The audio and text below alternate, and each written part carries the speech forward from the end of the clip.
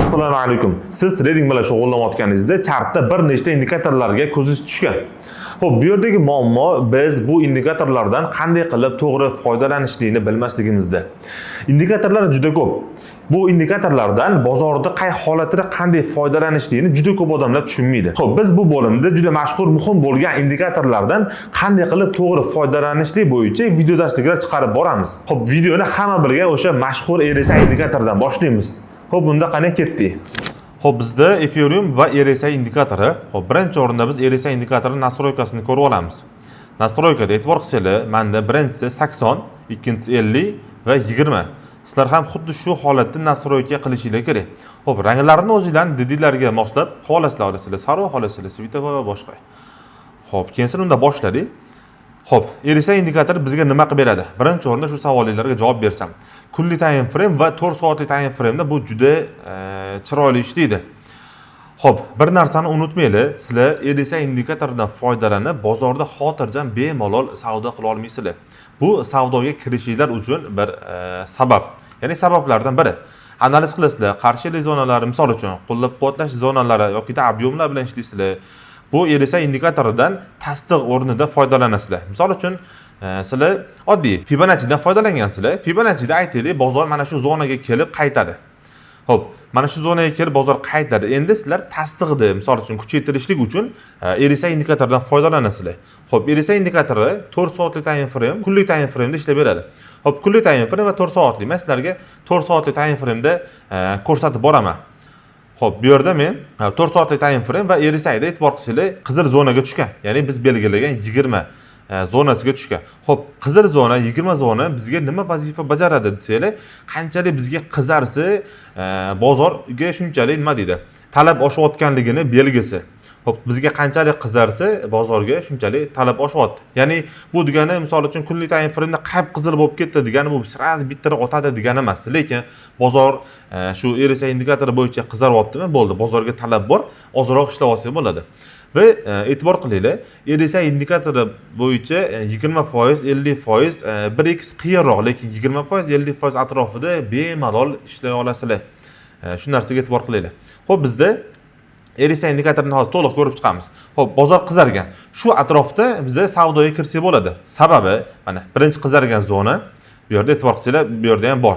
Va ozroq ko'tarilib bergan bizga, bu yerda ham ko'tarilib bergan.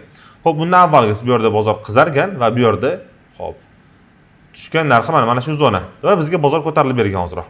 Xo'p, bu yerda ham bozor qizaryapti, ya'ni RSI indikatori bo'yicha qizaryapti va bozorga biz sekin qiziqsak bo'ladi. Xo'p, bu day trade, swing trade uchun foydalaniladi ko'proq. Chunki stop losslari katta bo'ladi. Va take profitlar ham xuddi shunga yarasha. Misol uchun, mana shu zonadan oladigan bo'lsak, aytaylik, mana shu narx atrofidan kiryapmiz. Xo'p, stop losslar taxminan 5% atrofida bo'ladi. Endi bozorni kuzatamiz. RSI indikator bo'yicha qizargan, ya'ni bizda tasdiq bor va take profitlar ham aytaylik mana shu zonalardan shu qarshilik zonalargacha 20% atrofida. 10%, 20% zo'r. Albatta bu yerda risk menejmentiga amal qilib, ya'ni depozitlarni taqsimlagan holda savdoga kiringlar. Xo'p, bozor harakatlanyapti. Xo'p, biz aytganimizdek, mana birinchi tushishlik uje bu yerda ko'tarilib bergan. Aytaylik, bu yerda qancha ko'tarilgan? Xo'p, o'sha tushib kelgan, mana bu yerda tushib kelgan va bu yerda bozor 7% atrofida harakatlangan, lekin 10% ga take profit qo'yiladi. Stop loss ham shunga yarasha bo'ladi. Misol uchun, shu yerda kirilsa, likvidatsiya pastiga 2,5%, 3%. Take profit misol uchun 10%. Yo'q, qarshiliklar yoki FV ga bor ekan mana bu yerda. Ya'ni biz take profitlarda ham, misol uchun, stop losslarda ham polni sabablarini qilib nima qilamiz? Savdoga kiramiz. Bu yerda mana bizda shu o'zimiz xohlagandek FV ga bor va FV ga nimani qo'yamiz? Take profit qo'yamiz. Mana bizga FV ga chiroyli ishlab bergan va hozirgi holat bo'yicha ham ana birinchi tushishligida misol uchun savdoga kiryapmiz va bizda qancha? Hop, stop loss 5% bo'lsa, yana birinchi tushishligida va buni qaytishligiga bizga 10% ko'tarilib beryapti. Narx minimumga tushgandan keyin. Endi yana bir narsaga e'tibor qilaylik. Biz savdoga qaysi time frame'larda kiramiz? 4 soatlik time frame'da biz analiz qilishligimiz bo'yicha RSI'da signal bor. Ya'ni savdoga kirishligimiz. Endi savdoga yana ham bir nima deydi? Aniqlik bilan kiradigan bo'lsak, 1 soatlik time frame va ichki strukturaga e'tibor qilishligimiz kerak. E'tibor qilinglar, ichki strukturada bozor yana ham nima deydi?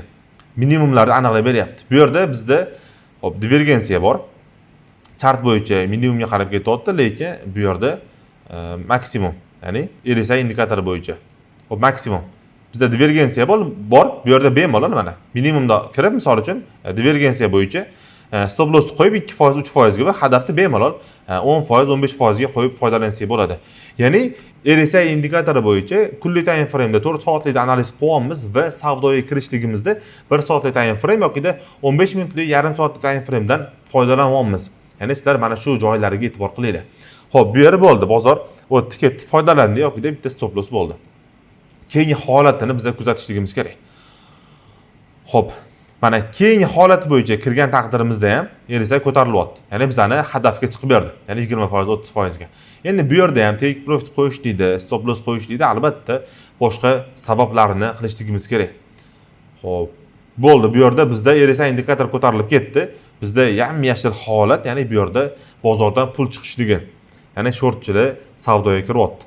Biz qachon savdoga kiramiz? Qachonki bizga 20 zonasiga yaqinlashsa, ya'ni qanchalik bizga qizarsa, keyin savdoga kiramiz. Xo'p, kunlik time frame 4 soatlik. Xo'p, yuqorida aytganimdek, swing trade'dan foydalanadigan bo'lsanglar, misol uchun aytaylik 20% ga take profit qo'ygansizlar va foydani bozorga tashlab ketasizlar. Tashlab ketganinglardan keyin bu yam-yashil bo'lgandan keyin sotaman desanglar, mana misol uchun foydani bozorga tashlagansizlar, sizlarning foydanglar qo'shimcha 50% foyda olib kelyapti. Tushunyapsizlarmi? Ya'ni mana shu holatlarga sizlar e'tibor qilishingiz kerak. Hop, bozor ketdi, ya'ni harakatlandi, ya'ni yashil zona, bozorda sotuvchilar bor, ya'ni sotuvchilar katta ob'yomda sotyapti. Hop, keyingi holatlari bo'yicha bo'ldi. Trendlar sekin o'zgaryapti. Ya'ni RSI maksimumga chiqdi. Hop, bu yerda e'tibor qilinglar endi. Bizda maksimum bor, ya'ni divergensiya. Keyingi minimum, misol uchun minimumlar ketyapti. RSI bo'yicha ham maksimum, minimum. Bo'ldi, minimumlar sekin down trendga o'zgargan. Ya'ni RSI down trendga o'zgargan, bu holatda bizda shoshilmasligimiz kerak. Bozor tushib kelyapti. Endi kunlik time frame'da 4 soatlikda holatlarni bir qator ko'rib olamiz. Bizga mana bu yerda ishlab bergan ekan mana. E'tibor qilsanglar, bu yerda ishlab bergan. Hozir bitta tushyapti. Bundan avvalgi holat ham bitta tushyapti. Bu yerda divergensiya bor. Minimum va keyingi minimum. Hop, kunlik time frame e'tibor qilmadik, lekin umumiy holatni kuzatdik. Coin down trendga o'zgargan, tushyapti. Hop, bu yerda ham ichki strukturada uje bizda divergensiya bor. Savdoga kirishligimiz uchun tasdiqlari bor. Hop, 1 soatlikda. Hop, mana e'tibor qilsanglar bo'ldi. Bu yerda ham biz savdoga kiradigan bo'lsak, qay holatda kiramiz mana? Stop loss mana 7%, 8% degan hadafimiz 15%. Ya'ni 50 keldi bo'lar ekan bu holatda. Misol uchun 1 ga 2 yoki 1 ga 3 emasdi. Aniq holatlarda bu yerda sotuvchilar bor, yana bosim bor bu yerda, bozor oqyapti. Xo'p, bu yerda bizda ozroq tasdiq bor. Xo'p, kirsak bo'ladi, lekin bitta stop loss bo'ladi. Bu holatda bitta stop loss olamiz ekan. Xo'p, bu yerda mana bizda divergensiya bor. Xo'p, mana e'tibor qilsanglar, divergensiya, RSI bo'yicha ham divergensiya va bozor bitta ko'tarilib bergan 10%. Mana shu holatlarda sizlar bemalol 10%, misol uchun yoki 15%, 20-30% gacha bemalol ishlasanglar bo'ladi. Xo'p, 4 soatlikda yana davom etamiz kuzatishlikni. Ya'ni bozor qayergacha boradi, qay holatda oqadi. Ya'ni signal qanaqa bo'ladi? Bu yerdagi asosiy holat struktura down trendda. Kichik ichki struktura bo'yicha uptrendga o'zgardi bozor, ya'ni minimum, undan keyingi minimum, maksimumlar yangilanib ketyapti. Endi bu holatlar bizga qiziq emas. Endi bu boshqa strategiya bo'yicha. Bizga hozirgi muhimi RSI bo'yicha shu 20 atrofiga kelishlik kerak. Bu yerda sotuvchilar bor, e'tibor qilsanglar, bor bitta bosimda oqdi mana. Hop, qachon keyin qizarsa savdoga kiramiz. Hop, mana bizda hozirgi holat bo'yicha kichik bir tasdiq bor. Endi buni biz 1 soatlik time frame'da, ya'ni ichki strukturada ko'rib olishligimiz kerak. Ya'ni biz aniq savdoga kirishligimiz uchun, stop losslar qo'yishligimiz uchun, ya'ni boshqa analizlarga e'tibor qilishligimiz uchun. Xo'p, bizda birinchi kelgan minimum, hop, bular ham kerak emas ekan bizga. Hop, e'tibor qilinglar, birinchi kelgan minimumlar bu yerda bo'ldi, qizargan. 4 soatlikdan tasdiq bor. Oqib kelyapti divergensiya bizda. Bu yerda yana uptrendga savdoga kiryapmiz. Bu tushishligi bo'yicha stop uryapti bu yerda. Xo'p, aytaylik, mana 2% ga qo'ygan taqdirimizda ham take profit kichikroq ekan. Xo'p, keyingisiga kiryapmiz mana. Xo'p, keyingi holatda ham sanaqa divergensiya yo'q, lekin RSI bo'yicha signali bor. Xo'p, kiryapmiz. Mana 7% ko'tarilib beryapti, lekin 5-6% ishlasa bo'ladi. Endi bu ichki strukturada. Lekin 4 soatlikda e'tibor qilinglar, bizga signal bergan RSI. Xo'p, endi bitta narsaga e'tibor qilinglar. Agarda sizlar swing trade bo'yicha ishlaydigan bo'lsanglar, ya'ni swing trade pozitsiyasida ishlaydigan bo'lsanglar, bir haftada bir marta savdoga kirishinglarga to'g'ri keladi yokida bir oyda 2 marta, atigi 2 marta savdoga kirishinglarga to'g'ri keladi. Chunki RSI har kuni, har soat, har hafta bizga tasdiq bermasligi mumkin. Lekin bir oy davomida misol uchun 5 marta savdoga kiradigan bo'lsanglar, 2 marta stop uradigan bo'lsa, 3 marta o'xshasa, sizlar kamida 10% dan take profit qo'yib foydalanishingiz mumkin. Shunga sizlar har kuni buni poylab, har kuni misol uchun bo'ldi signal beradi degan narsalar bo'lmasa, analiz qilib qo'yinglar. 20 zonaga tushsa signal beradigan qilinglar. Budilni qo'yib qo'yinglar Trading View'da yokida kuzatib boringlar har hafta. Va al-muhim hozir coinlarda misol uchun holatiga e'tibor qilsak, misol uchun TAO coinini ko'ramiz.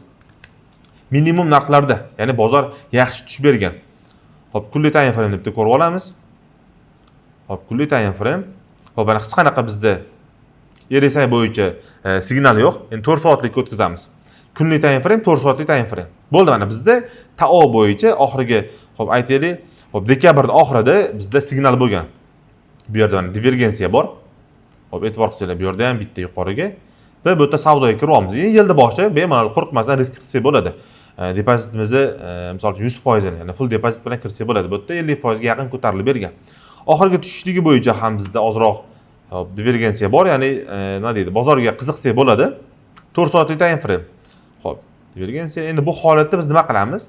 Bozor down trendda boshqa analiz uslublaridan ham foydalanamiz va 1 soatlik time frame ga murojaat qilamiz, ya'ni savdoga kirishligimiz uchun. Xo'p, divergensiya bor, minimumi keldi. Bu holatda savdoga kiryapmizda stop loss qo'yamiz. Xo'p, nima uchun kichik time framelar kerak desanglar, stop losslarni, take profitlarni aniq qo'yishligimiz uchun. Bizga 5%, 6% ko'tarilib bergan, misol uchun hadaflarimiz mana bu yergacha bo'lishligi mumkin edi. Xo'p, yana bu yerda misol uchun minimumga tushgan 1 soat deydi. Hop, bu endi unchalik muhim emas. Mana bo'ldi, holatlarga e'tibor qilib, bemalol mana shu indikatordan foydalansak bo'ladi. Ya'ni RSI indikatori bo'yicha mana TAOni kuzatsanglar bo'ladi. 4 soatlikda. Biz aytganimizdek minimumga yaqinlashyapti. Ya'ni asosiysi mana shu zona atrofida hech qanaqa bu ko'tarilib ketgani yo'q. Agarda mana shu zona atrofida bizga tasdiq bo'lsa, divergensiya bo'yicha bo'lsa, misol uchun yoki boshqa analiz uslublari bo'yicha bo'lsa, tasdiq bo'lsa, RSI bo'yicha ham xuddi shu holatda divergensiya yoki biror tasdiq bo'lsa, qo'rqmay olsa bo'ladi. Ya'ni umumiy bozor bo'yicha bizning qarashimiz ijobiy. Ya'ni coinlar inshaalloh sekin ko'tarilishli holatida.